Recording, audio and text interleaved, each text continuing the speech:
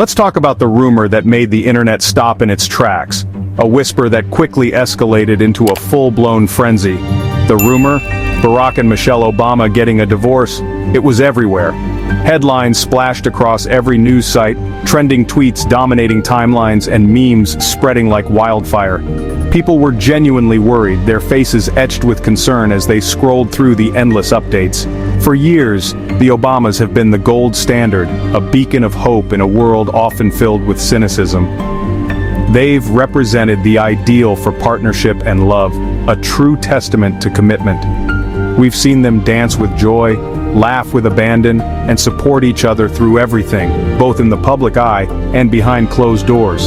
So, when the rumors hit, it felt personal, a direct blow to our collective sense of security. It felt like hope itself was under threat, as if the very foundation of lasting love was crumbling. The internet didn't just gossip, it engaged in fervent speculation and worried pronouncements. It panicked, with users frantically searching for any shred of evidence to either confirm or deny the claims. People saw their own dreams of lasting love, their aspirations for a fulfilling partnership, reflected in the Obamas, a couple who seemed to have it all figured out.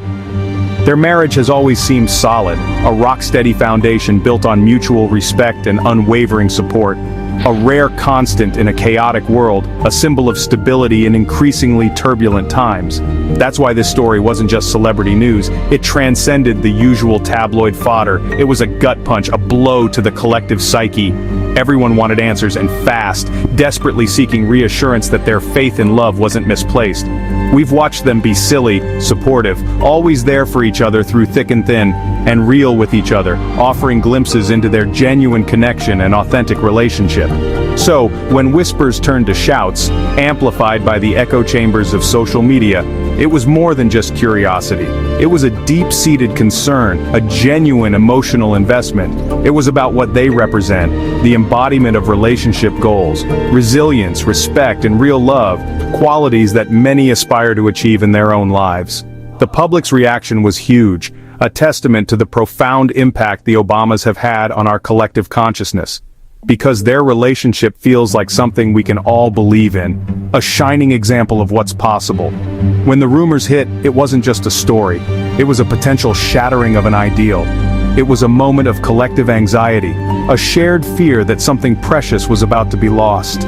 We all held our breath, bracing ourselves for the worst, waiting for the truth, hoping against hope that the rumors were nothing more than baseless speculation.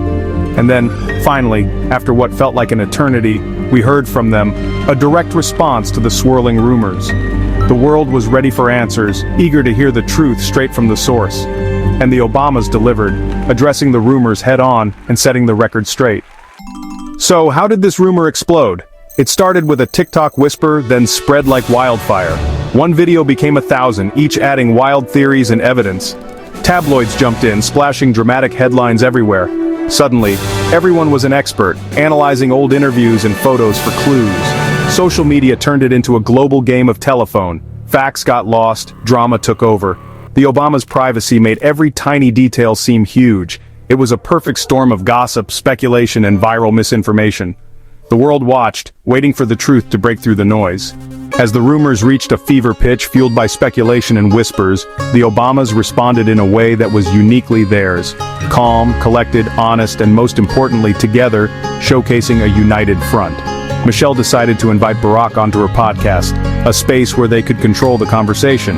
There was no need for a formal press conference, just a candid and real conversation between two people who know each other best. With a touch of humor, Michelle joked, "So, apparently according to the internet, we're getting a divorce." Barack responded with a hearty laugh, clearly unfazed by the absurdity of the claim.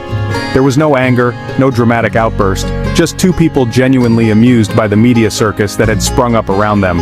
They didn't just flatly deny the rumors, instead they took the opportunity to explain why people are so invested in their relationship and why such stories gain traction. Barack thoughtfully explained that their very public marriage makes people feel like they have a personal stake in their lives. Michelle added to this, suggesting that people often project their own hopes, dreams, and expectations onto them as a couple. They weren't scolding or judgmental, they approached the situation with understanding and empathy. In an unexpected turn, the podcast episode became a valuable lesson in fame, love in the public eye, and the nature of public perception. They gently reminded everyone listening that online rumors, especially those sensational headlines, are often just that, unfounded rumors. By the time the podcast concluded, the divorce story seemed not only false but utterly silly and insignificant. They didn't just shut down the gossip and speculation, they effectively made it completely irrelevant and unworthy of attention. With grace, warmth, and a touch of their signature wisdom, the Obamas took back control of their narrative, silencing the noise and reaffirming their bond. Then came the best part, real talk about marriage. Michelle joked, "There were times I wanted to push Barack out a window." Every married person cheered. Finally, honesty. Barack laughed, sharing his own stories about their quirks and arguments. They joked about the thermostat wars and daily annoyances. It was refreshingly real. No fairy tale, just partnership. Michelle said marriage is about commitment, not just happy moments. Barack added, "You choose to love your partner every day, even when it's hard." They gave real advice, not empty platitudes.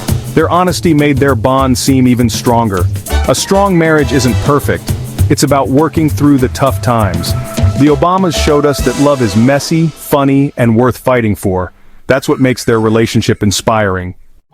After the podcast aired, the internet, which had initially been filled with panic and speculation, did a complete 180 and shifted to pure, unadulterated love and support. Michelle's candid "push him out a window" quote, initially shocking, quickly became a viral meme sensation. People found it hilarious and relatable because it was so real and unfiltered. The Obamas weren't just relationship goals for presenting a facade of perfection, they were goals for their willingness to be honest about the ups and downs of marriage. Their vulnerability, their willingness to show the messy parts, made them incredibly relatable, like longtime friends who've seen each other through thick and thin, who've been through it all. They showed the world that true love isn't about never fighting or disagreeing. It's about how you navigate those conflicts, how you handle the fights, and how you come back together. Their story, in its entirety, is a powerful and enduring reminder that real, lasting relationships take consistent work, a healthy dose of humor, and unwavering respect for one another. The Obamas proved that you can be powerful leaders on the world stage and still be a normal, everyday couple, complete with the occasional frustrations and disagreements. In the end, this wasn't just about divorce rumors or tabloid gossip. It was a testament to the endurance of love, the ability to weather storms together. They remain an inspiring couple, not because of some unattainable ideal of perfection, but for their unwavering authenticity and genuine connection. That's the real relationship goal, to love someone deeply enough to laugh through the inevitable hard times and challenges, and to always, without fail, choose each other again, day after day.